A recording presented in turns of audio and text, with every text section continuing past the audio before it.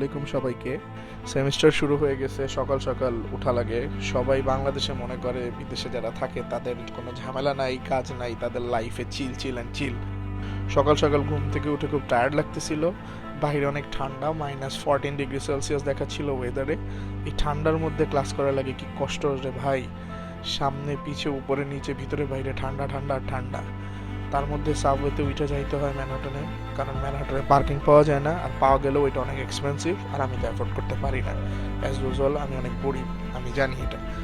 জীবন এতটা বোরিং হবে কখনো ভাবি নাই। যারা মনে করেন বিদেশে সবাই খুব এনজয় করে, তারা অ্যাবসলিউটলি রং। এখানে মানুষ একটা লুপের মধ্যে পড়ে যায়, সবাই বিজি, এই লুপের মধ্যেই ঘুরতে থাকে। Everyone is very professional here. কারো জন্য কারো কোনো টাইম নাই, সবাই কাজ করে, আনটিল আপনি যদি গাঞ্জা করার বাদিম্মা না হন তাইলে। থাক ভাই, আজকে আর জ্ঞান দিব না, এইটুকুই। আল্লাহ হাফেজ, সবাই ভালো থাকেন আর মারা খেতে থাকেন।